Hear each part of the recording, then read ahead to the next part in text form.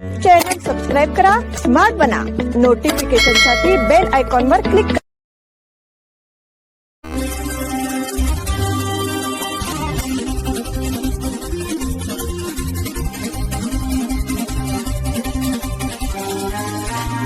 नमस्कार, स्मार्ट न्यूजच्या बुलेटिन मध्ये आपलं स्वागत. पाहूया आजच्या दिवसभरातील ठळक घडामोडी. मोदींसमोर स्लोव्हाकियन कलाकारांनी गायले वंदे मातरम. पंतप्रधान नरेंद्र मोदी यांचे रविवारी स्लोव्हाकियाची राजधानी ब्रातिस्लावा येथे आगमन झाले. यावेळी प्रसिद्ध लुचनिका एन्सेम्बल या सांस्कृतिक समूहाने वंदे मातरम सादर करून त्यांचे स्वागत केले. तसेच भारतीय वंशाच्या नागरिकांनीही त्यांचे उत्साहपूर्ण स्वागत केले. स्लोव्हाकियाला 1993 मध्ये स्वातंत्र्य मिळाल्यानंतर एखाद्या भारतीय पंतप्रधानांची ही पहिलीच भेट आहे. त्यामुळे भारत स्लोव्हाकिया संबंधांमध्ये हा एक ऐतिहासिक टप्पा मानला जात आहे. भारताच्या परराष्ट्र व्यवहार मंत्रालयाने एक्सवरील पोस्टमध्ये म्हटले की पंतप्रधान नरेंद्र मोदी स्लोव्हाकियात दाखल झाले आहेत. स्लोव्हाकियाच्या स्वातंत्र्यानंतर भारतीय पंतप्रधानांची ही पहिलीच भेट असून ती भारत स्लोव्हाकिया संबंधांसाठी ऐतिहासिक आहे. लुचनिका एन्सेम्बलने पंतप्रधान मोदींसमोर वंदे मातरम सादर केले. याच समूहाने 2025 मध्ये राष्ट्रपती द्रौपदी मुर्मू यांच्या स्लोव्हाकिया भेटीदरम्यान भारतीय राष्ट्रगीतही सादर केले होते. या समूहाची सदस्य इव्हा म्हणाली, ते खूप नम्र होते. भारतीय लोक मला आवडतात कारण ते खूप दयाळू असतात. पंतप्रधान मोदी यांनी महादेवा कीर्तन प्रोजेक्ट या स्लोव्हाक संगीत समूहाचे आध्यात्मिक सादरीकरणही पाहिले. या समूहाचे संस्थापक आणि ड्रमवादक मारेक झिलिनेच यांनी या संधीबद्दल आनंद व्यक्त केला. माजी सैनिक खून प्रकरणात आणखी 7 जण जेरबंद. घोडगेरी येथील माजी सैनिक संदीप मंजरगी यांच्या अमानुष खून प्रकरणात पोलिसांनी मोठी कारवाई करत आणखी 7 जणांना अटक केली आहे.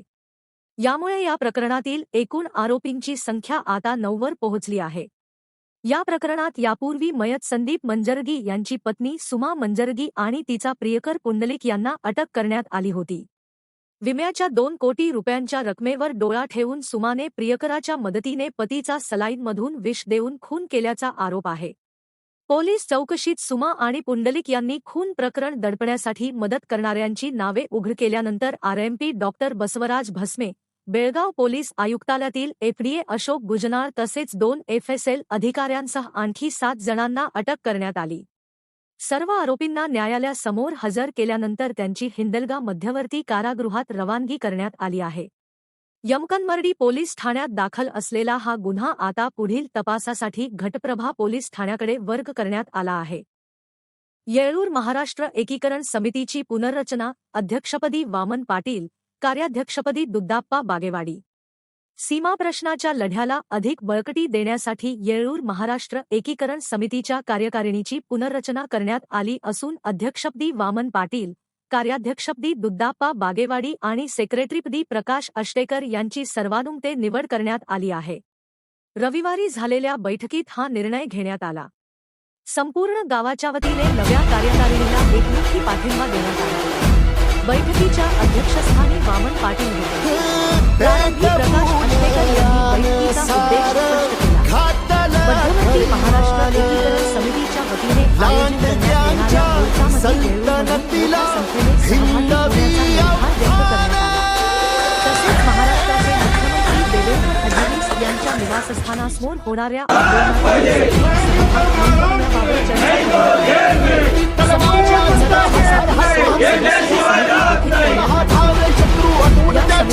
या कार्यकारिणीची घोषणा केली.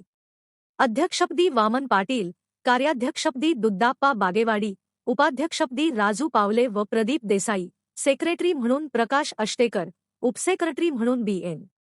मजुकर व उद्य जाधव, तर खजिनदारपदी सतीश शिवाजी पाटील यांची निवड करण्यात आली. उपखजिनदार म्हणून नागेंद्र पाखरे, डॉक्टर विवेक मेणसे यांची नियुक्ती करण्यात आली. हिशोब तपासणीस म्हणून अनिल हुंदरे, सतीश मल्हारी देसूरकर व प्रा. सी.एम. गोरली यांची निवड करण्यात आली.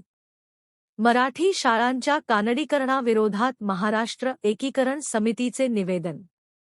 खानापूर तालुक्यातील मराठी शाळांचे कानडीकरण व मराठी माध्यमातील शिक्षकांच्या बदल्या तसेच मराठी शाळांचे स्वतंत्र अस्तित्व संपुष्टात आणण्याचे प्रयत्न होत आहेत.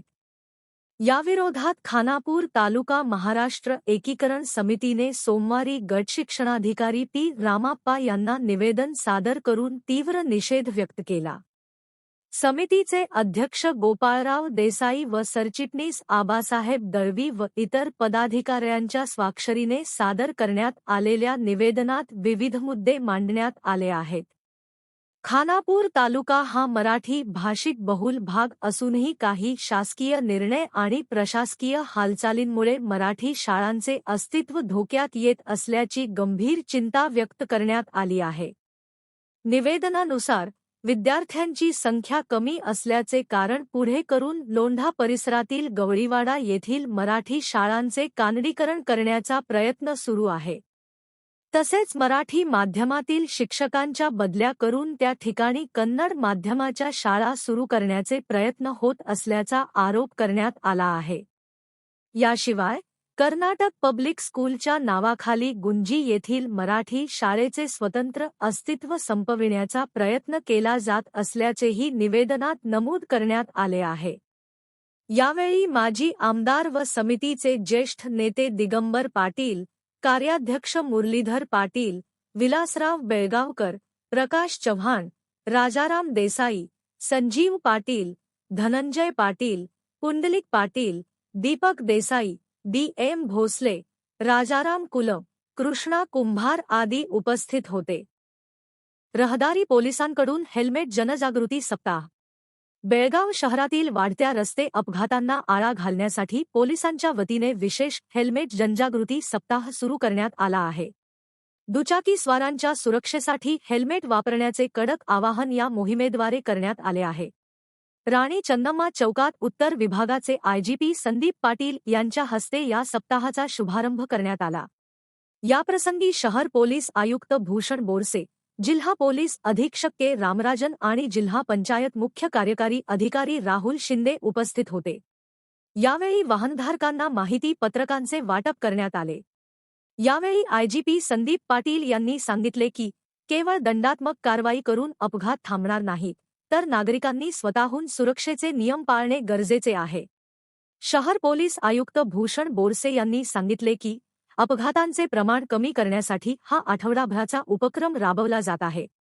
या दरम्यान शाळा कॉलेजांमध्ये जनजागृती केली जाईल. तसेच विना हेल्मेट दुचाकीधारकांना पेट्रोल न देण्याबाबत पेट्रोल पंप चालकांना सहकार्य करण्याचे आवाहन केले आहे. यावेळी पोलीस अधिकाऱ्यांनी स्वतः हेल्मेट घालून वाहन चालवत जनजागृती केली.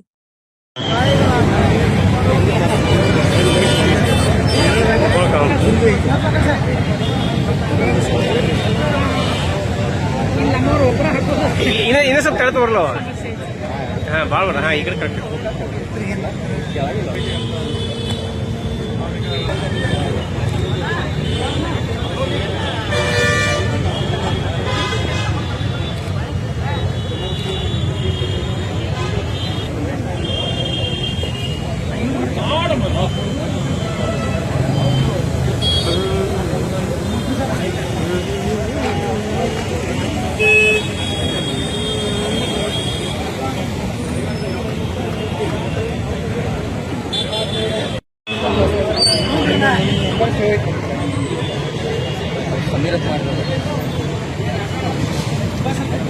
ಆಗ್ತದೆ. ವಿಶೇಷವಾಗಿ ನಮ್ಮ ಮೀಡಿಯಾ ಮಿತ್ರರು ಎಷ್ಟು ಅದ್ರ ಬಗ್ಗೆ ಪಬ್ಲಿಸಿಟಿ ಕೊಡ್ತಿರ್ತಾರೆ, ಎಷ್ಟು ಜನಕ್ಕೆ ಅದು ಸ್ಪಂದನೆ ಆಗ್ತಿರ್ತದೆ. ಆದ್ರೆ ಅದೇ ಸಮಯದಲ್ಲಿ ಒಂದು ವರ್ಷಕ್ಕೆ ಸುಮಾರು 50ರಿಂದ 60 ಜನ ಮಾರಣಾಂತಿಕವಾಗಿ ಅಪಘಾತಗಳಾಗಿ 50ರಿಂದ 60 ಜನ ಸಾಯ್ತಾರೆ. ಅವ್ರು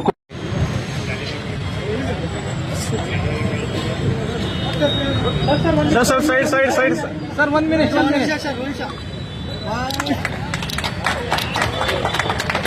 ಅಲ್ಲ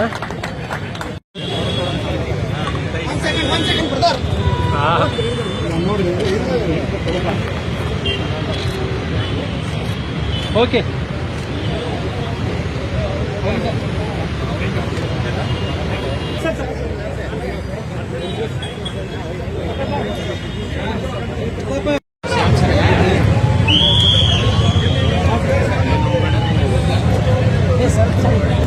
ಸರ್ ಜರ ಮಗ ಸರ್ ಈ ಕಡೆ ಹೋಗ್ಬೇಕು ಸರ್. ಸರ್ ಈ ಕಡೆ ಹೋಗ್ಬೇಕು.